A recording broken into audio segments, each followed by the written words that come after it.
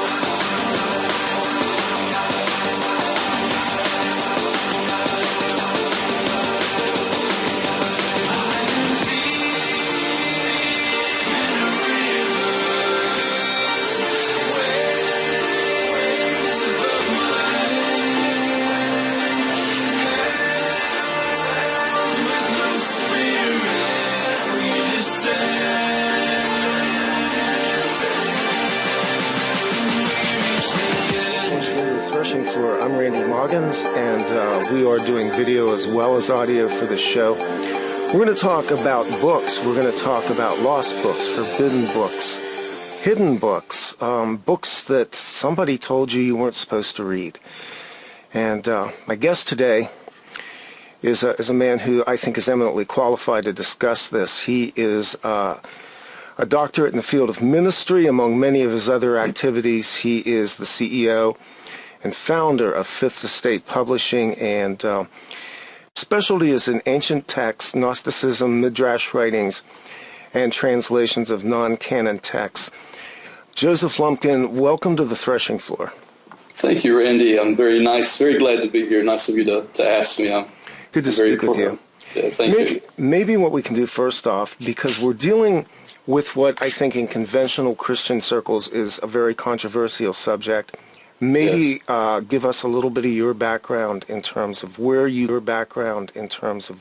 came from, how you got to the place where you are today publishing these kinds of books. Well, I was pursuing my doctorate, and we were doing some work actually in the book of Jude.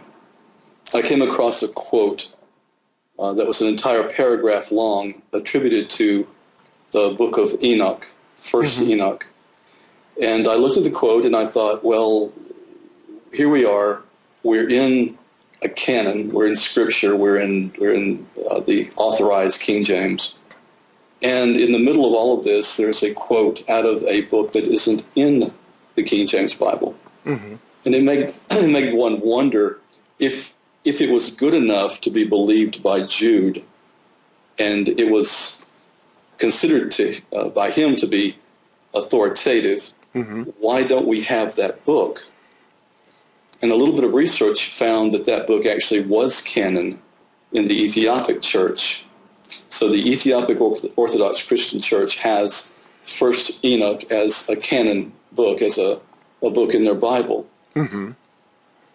Then some other research showed that at that particular time, the books of Enoch that you could buy, the translations were a stilted Elizabethan type of English. They were really not good translations for the modern reader. And I thought we could do better than this. And so I did work on First Book of Enoch, and I submitted it to a couple of the bigger publishing companies. And they said, no, thank you. We have books that are like this. And I thought, no, you don't. So being the type A personality I am, I took a look and thought, I can do this. So we just spun up our own publishing company. That was in 2004. The Book of Enoch became the best-selling translation in the U.S. I thought, well, if they liked that, they'll love this. So we did Jubilees, which is also in the Ethiopic Bible, and we went on from there. And we've covered many, many texts. And the last thing that we did was to put together what we call the Universal Bible, because we here in the States think that our Bible and our Christianity is the same as it is worldwide. And if you go to other places, other Orthodox churches, you find different canon, different scriptures in their Bible. And we put together a Bible that can be used by anyone, anywhere. It contains 93 books. Well, that's a far cry from the 66 books that we have in our Westernized Bibles, what we call canon. And that's really where I'd like to go with this show. Do you have a background in languages? Is that how you got into this, that you were able to take these manuscripts and redo them? No, I would call it basically a curiosity, and that and the ability to research, the ability to. Well, I was a system analyst for the Department of Defense for many, many years, and research is what I did. So lexicon work, computer work, and the ability to research and lay things out. And it's a slow process, but it is rewarding. Can you give me a little bit of your background in terms of where you came from a faith standpoint? Sure. My grandfather was a Baptist preacher. He was a very charismatic, very great motivator, wonderful speaker, and he was a missionary Baptist preacher, and he did the book of, or I'm sorry, a moment, turn this off. He did churches that needed rescuing, basically. So he would go in and he would basically take churches and he would, pardon the pun, resurrect them. And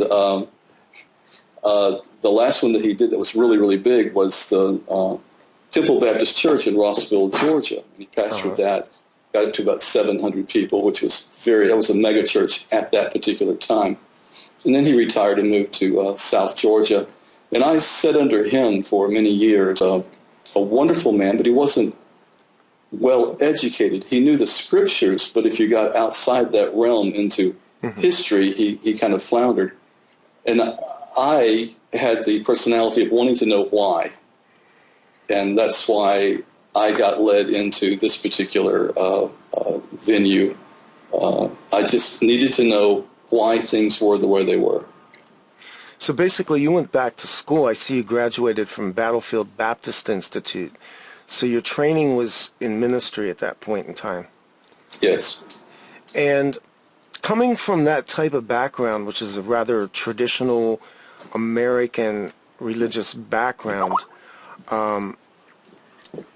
I guess I have to ask, how far were you stretched in traveling the distance to where you began to embrace these books that we've been told are extra-canonical, that in some cases, as I was told, I was trained in ministry as well, I was basically told that these books were outside the canon, that they were not reliable, and that they were basically not to be used for establishing doctrine or teaching? Well, I don't know that I was stretched because it was within my personality to do what I did. It caused rifts within the people I befriended. They tend to split into different categories, and you had friends that were fundamentalists that they could not allow you to go down that road, so they departed, praying for your mortal soul. And we had others that... And we had others that were interested, and they were a little bit more liberal. But the deal is, when the people here say it's not canon, they are giving you what canon is to them, and not necessarily what it is to the church across the street. Okay. We have, for example, I live near Huntsville, Alabama. There's a Greek Orthodox church there. Yes. Their canon is expanded. It expands beyond the Roman Catholic canon. So you have the Apocrypha, and then you have other books that are part of their canon. And so once I made that leap to maybe my church doesn't have it all, maybe the 66 books really aren't everything. And once you make that leap, then your mind kind of opens up. For example, Randy, everybody knows what Hanukkah is. Yes. But Hanukkah doesn't appear in the Bible. No, it doesn't. It appears in the first Maccabees, though. It does. Which is in the Apocrypha. Festival of Lights, yeah. Yes, and that story is contained in the canon of the Orthodox churches and the Roman Catholic churches. And so we we as Christians say that we come from this Jewish background, but we even curtail that background by the choosing of the canon that we choose as Protestants. So your first translational work then was the Book of Enoch, and this is a book that I have struggled with mightily, mainly because the book itself contains details of things that we are not given a lot of information about in the canon of Scripture, largely having to do with the fallen ones and the angelic realms. In grappling with that material, how challenging was that for you? At first, it was quite challenging, but when you start looking into the Book of Enoch, you understand that it really is 3 and possibly 5 books combined. Mm-hmm. The book that is called the Book of Watchers, which is the primary book that everything's built on, it is really covered quite a bit in Scripture. Peter references it. The angels are under the throne, he says, in chains. Jude references it. It is referenced. It itself references. Jude references the book. References Enoch, yes. Right, and Genesis is referenced in Enoch.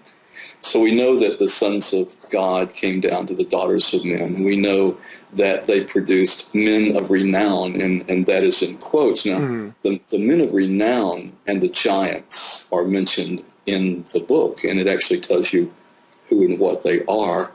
And you also have different things happening in the books of Jasher and the books of Jubilee that take a midrash look at Genesis, not to jump around any, but once you start Jubilee, Jasher, Enoch, they all take place in the same period of time within Genesis. They all add to each other. There's actually 2 books of Jasher, but one is called Pseudo, which everybody thinks that one is a complete fraud, and I tend to believe that is the case. But in the books of Jubilees and Jasher and Enoch, you find these expanded truths of the angels, fallen angels, the Watchers, and Nephilim. For example, mankind has always been the same. The book says the angels taught us basically herbology, casting spells, how to use medicines, how to use herbs. What's the first thing that we did? We concocted a natural form of birth control because we wanted our women to maintain their beauty. We didn't want them to get pregnant. We want them to have their girlish figure. Yeah. So then we decided that we wanted to mess around with nature. So we were taught how to basically gene splice according to this ancient text. And we started combining animals. That answers the question of harpies and minotaurs and centaurs and exactly all of these things. So they were trying to